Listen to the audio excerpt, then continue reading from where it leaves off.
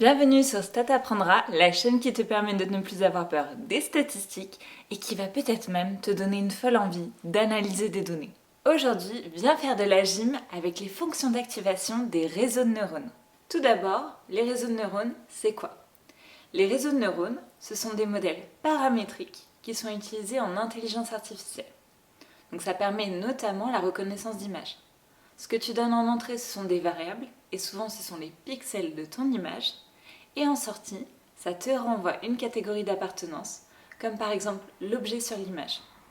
Avec ces algorithmes, tu peux demander à ton ordinateur, est-ce une haltère ou une basket? Au niveau technique, ça fait intervenir des fonctions d'activation. Et une fonction d'activation, c'est quoi? C'est une fonction mathématique qui prend en entrée les valeurs de tes pixels et renvoie une valeur de sortie. Donc par exemple, si tu prends la fonction d'activation seuil, tu te retrouves avec une valeur binaire en sortie, soit 1 haltère ou soit 0 basket. Et des fonctions d'activation, tu en as des tas. Allez, mets ton jogging, prends ton tapis et c'est parti. La sigmoïde,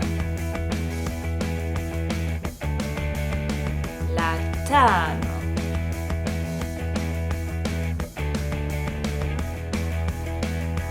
la step function, la soft plus, la relue, la soft sign, la élue, le log de la sigmoïde, la swish,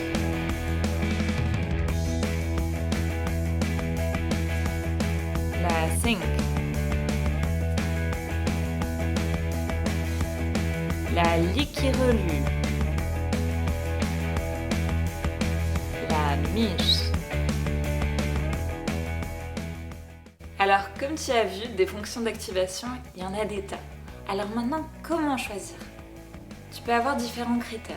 En fait, ce que tu vas choisir, c'est les fonctions d'activation qui vont avoir le plus de chances de fonctionner pour ton algorithme.